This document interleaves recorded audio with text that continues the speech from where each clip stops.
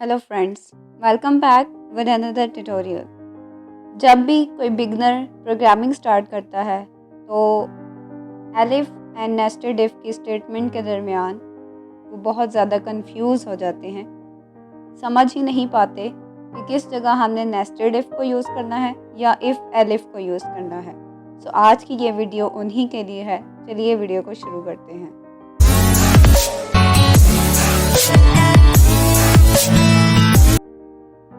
Elif और nested if के दरमियान डिफरेंस को मालूम करने के लिए हमें ज़रूरी है कि ये पता हो what is nested if, the syntax of nested if and then the difference between elif and nested if with example. First of all, what is nested if? Nested if statement means an if statement inside another if statement, यानी एक if statement के अंदर ही दूसरी if statement अगर use हो तो वो nested if कहलाता है। इफ़ स्टेटमेंट का एक ख़ास अपना ब्लॉक होगा, अगर आप उसके अंदर एक और इफ़ स्टेटमेंट का ब्लॉक डाल दें तो ये नेस्टेड इफ़ कहलाएगा। इसका सिंटैक्स बहुत ही सिंपल है। सिंपली आपने इफ़ लिखना है और उसके एक कंडीशन लगा देनी है। देन उसकी बॉडी के अंदर आपने अनदर इफ लिखना है, उसकी कंडीशन और उसकी बॉडी, और फिर हमारे मेन जो कुछ भी प्रोग्राम नेक्स्ट हमने एग्जीक्यूट करना होगा वो।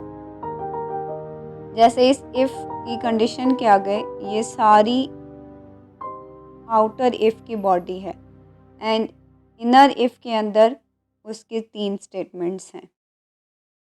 अब हम इसको एग्जाम्पल से देखते हैं तो ये हमें और अच्छे से क्लियर हो जाएगा।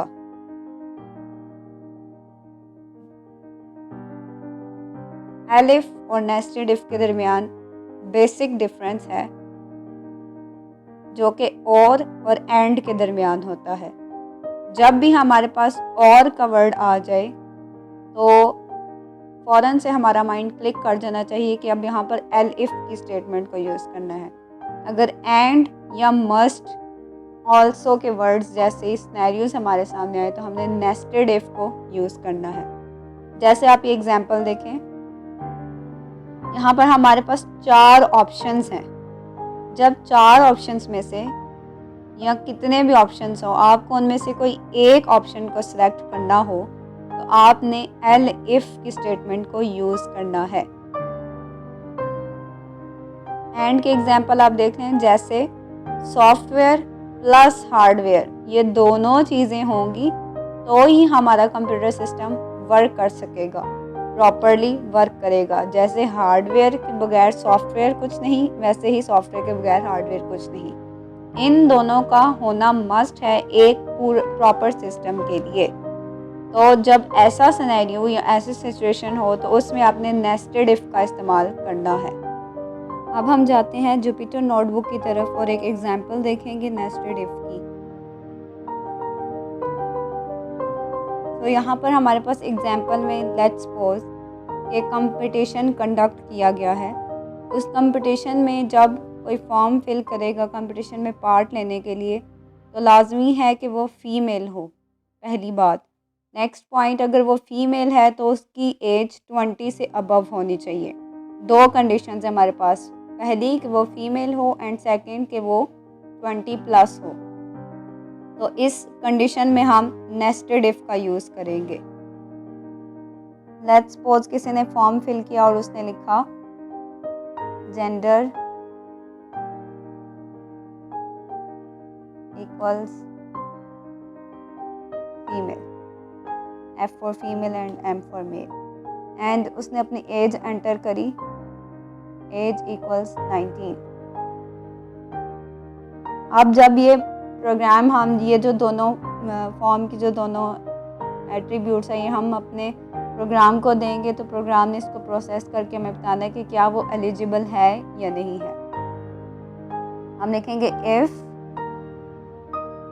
जेंडर इक्वल्स, डबल इक्वल का साइन आएगा। ये जो इक्वल का साइन है ये इस वेरिएबल को असाइन करते हैं, डबल इक्वल्स का चेक करने के लिए यूज़ किया जाता है। इक्वल्स एफ अगर तो वो फीमेल है, एंड और उसकी age equals greater than and equal to 20, तो हम कहेंगे print you are eligible.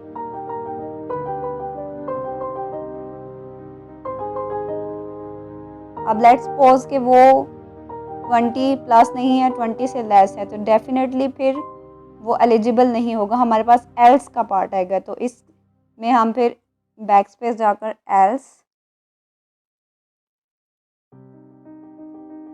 Print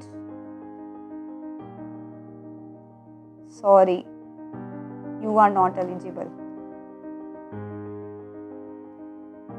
okay, अब हम इसको रन करेंगे शिफ्ट एंड एंटर, और चूंकि वो फीमेल तो है लेकिन उसकी एज कम है, इसलिए sorry you are not eligible. Let's suppose she is 21, then हम इसको अगेन रन करेंगे तो यू आर एलिजिबल। अब आप ज़रा सोचें कि यहाँ पर मैंने जेंडर को एफ़ दिया है, मैंने जब किसी भी कंटेस्टेंट ने एफ़ का फॉर्म फिल किया तो एफ़ के लिए ये कंडीशन ट्रू होगी और वो अंदर आएगा, और उसने चेक किया 20 चूँकि हमारे पास 20 से अबव है तो प्रिंट हो गया you are eligible. Let's suppose अगर वो फीमेल ही ना हो, वो हो मेल, तो फिर क्या होगा, फिर आपने इफ़ की कंडीशन में आपकी इफ़ की कंडीशन फॉल्स हो जाएगी, लेकिन चूँकि आपने इस इफ़ के लिए कोई एल्स नहीं लगाया इसलिए आपका प्रोग्राम आपको कोई आउटपुट नहीं देगा। आप इसको रन करके देख लें, आपके प्रोग्राम ने कोई आउटपुट नहीं दी क्योंकि आपने एज के लिए तो इस प्रोग्राम को हैंडल किया है लेकिन मेल एंड फीमेल के लिए नहीं किया। आपने लिख दिया इफ़ जेंडर इक्वल एफ। अब इस एफ के लिए हमने अगेन एल्स की कंडीशन को लगाना है। पहले इफ़ के लिए जो एल्स की कंडीशन है वो उसकी बिल्कुल सीध में आएगी। अगर सिंपली वो मेल है तो भी प्रिंट हो जाए यू आर नॉट एलिजिबल।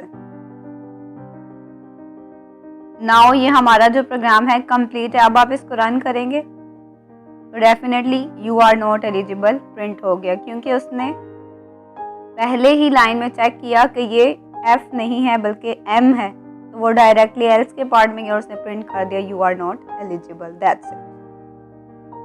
उम्मीद करती हूँ कि आपको ये वीडियो अच्छी लगी होगी। वीडियो को लाइक, शेयर एंड कमेंट करना ना भूलिएगा और साथ ही साथ चैनल को भी सब्सक्राइब कर दें। और अगर आप मुझे फेसबुक और इंस्टाग्राम पर फॉलो करना चाहते हैं तो लिंक आपको डिस्क्रिप्शन में मिल जाएंगे। Thank you for watching.